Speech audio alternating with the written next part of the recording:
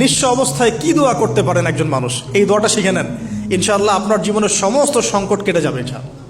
আমি নিজেও ওই দোয়াটা বেশি বেশি করার চেষ্টা করি।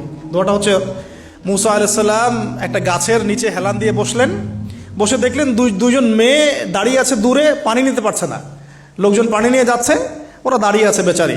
তো মুসা আলাইহিস সালাম গিয়ে বললেন, কি সমস্যা আপনাদের?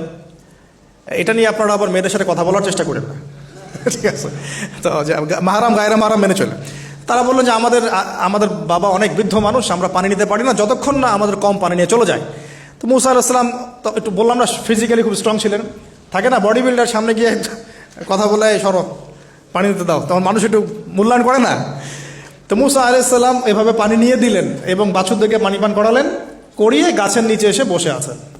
বসে বসে তিনি দোয়া করছেন, এই যে দোয়াটা তিনি দোয়া করছেন, রব্বি, একটা নেক কাজ করলেন, নেক কাজ করলেন না, মানুষের উপকার করলেন, নেক কাজ করে এসে গাছের নিচে বসে দোয়া করছেন, আল্লাহ এখানে তো আমার খাবার পানি বাসস্থান কিছুই নাই, আমি কি করব? রব্বি ইন্নি লিমা আনজালতা ইলাইয়া মিন খায়রিন ফাকির, রব্বি ইন্নি লিমা আনজালতা ইলাইয়া মিন খায়রিন ফাকির। আবার বলেন, রব্বি ইন্নি লিমা আনজালতা ইলাইয়া মিন খায়রিন ফাকির। অর্থ হচ্ছে, হে আল্লাহ, তুমি তোমার পক্ষ থেকে আমার উপরে যে নেয়ামতগুলো দিবে, আমি এর জন্য ফকির হয়ে বসে আছি আল্লাহ। অর্থ বুঝে পড়বেন ভাই, নামাজ রোজা হজ জাকাত যাই করেন আল্লাহর ওয়াস্তে অর্থ বুঝে পড়বেন। অর্থ বুঝে পড়লে আপনার ইবাদতের স্বাদ পাবেন, তৃপ্তি পাবেন, আল্লাহর সাথে কানেকশন হবে, আল্লাহর নূর পাবেন, মাআরিফত পাবেন, সত্য স্বপ্নও দেখবেন তখন ইনশাআল্লাহ। তখন সত্য স্বপ্ন দেখবেন ইনশাআল্লাহ। আল্লাহ পাক তৌফিক দান করবেন। এবার আল্লাহ পাকের সাহায্য নেমে আসলো, ওই দুই মেয়ের মধ্যে একজন হেঁটে হেঁটে চলে আসছে। এবার এই মেয়ের হাঁটা সম্পর্কেও কোরআন কথা বলেছে, সুবহানাল্লাহ। এই মেয়ে কিভাবে হেঁটে এসেছে এই হাঁটার বর্ণনাও কোরআন দিয়েছে। কোরআন বলেছে এই মেয়ে হেঁটে আসছে লাজুক পায়ে। কি পায়ে?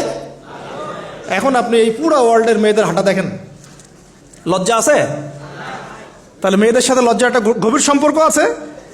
এই মেয়ের প্রশংসা আল্লাহ পাক কোরআনে করলেন, লাজুক পায়ে, লাজুক ভঙ্গিতে, অবনত নয়নে সে হেঁটে আসলো। এখন আপনি কেলে যান, গো টু খেল, আপনাদের টুইন টাওয়ারে যান, দেখেন সবার হাঁটার চলা দেখেন। হায়া লজ্জার কোনো বালাই আছে এখানে? আমি গত লেকচারে বলেছিলাম যে আদম আলাইহিস সালাম এবং হাওয়া আলাইহিস সালাম, ইবলিস তাদের সাথে প্রথম যে আচরণ করেছে ওই ফল খাওয়ানোর পরে, সেটা কি? তাদের গা থেকে পোশাক খুলে পড়ে গেছে, মানে নগ্ন করে দিয়েছে আমাদের পিতামাতাকে। মহাবিশ্ব নগ্ন করে দিয়েছে কে? ইবলিস। তো এখন এই পৃথিবীতে আমরা যারা নগ্নতার চর্চা করছি, তার কার এজেন্ট আমরা বুঝতে বাকি আছে? আমার কথা কি বুঝতে পারছেন কি না? এই কানেকশন মেলানোর চেষ্টা করেন, ডটসগুলো মেলানোর চেষ্টা করেন। সামনে যাই প্রিয় ভাই, এই মেয়ে এসে বলছে, আমার বাবা আপনাকে ডাকেন, আমার বাবা আপনাকে ডাকছেন। তিনি গেলেন, বাবা শুআয়ব আলাইহিস সালাম। তখন এক বোন ইনডাইরেক্টলি বাবাকে বোঝাচ্ছে যে বিয়ে শাদী দিলে ভালো হয়। এক বোন বলছে যে আপনি তো তাকে পুরস্কৃত করতে চাচ্ছেন, তাহলে এইরকম কওয়িউন আমিন একজন মানুষকে সবচেয়ে ভালোভাবে পুরস্কৃত করা যায় তার যথাযোগ্য প্রতিদান দেওয়ার মধ্য দিয়ে। তো মেয়ের ইশারা বাবা বুঝেছেন, তিনি নিজের এক মেয়ের সাথে মুসা আলাইহিস সালাম বিয়ে দিলেন, সুবহানাল্লাহ। তবে শর্ত দিলেন, দেন মোহর কি? মোহর তো নাই। মোহর কি এবার? মোহর হচ্ছে 8 বছর তোমাকে আমার ফার্মে কাজ করতে হবে। এটা আগেকার একটা স্টাইল ছিল, সুন্নাহ। এটা এখন নাই, যদিও আগে এরকম ছিল যে দেনমোহর দেওয়ার জন্য এই একটা পদ্ধতি ছিল। যেমন ইয়াকুব আলাইহিস সালামের ক্ষেত্রেও এরকম 7 বছরের কথা আসছে, তিনি 7 বছর তার শ্বশুরের ফার্মে কাজ করেছেন। এটা নতুন ছিল না ওই সময়, এটা কমন ছিল। এখন যেমন আমাদের দেশে কমন 10 লাখ টাকা মোহর হবে, 10,000 টাকা দিব, বাকিটা সব বাকি, তাই না? তো এরকম আর কি কমন কিছু বিষয় থাকে আর কি। আস্তাগফিরুল্লাহ, মাফ করো। বলবে বাসরাতে, বলবে আমাকে মাফ করে দাও। শুরুতেই নিজের গায়রথহীনতার পরিচয় দিল। আবার এদিকে শ্বশুরের কাছে মাশাল্লাহ মোটা অঙ্কের ডোনেশন নিতে চাচ্ছে, যৌতুক। বিয়ে আমাদের ওখানে মাশাল্লাহ মানে কেনা বেচা, মেয়ে বিক্রি করতেছে আর ছেলে কিনতেছে।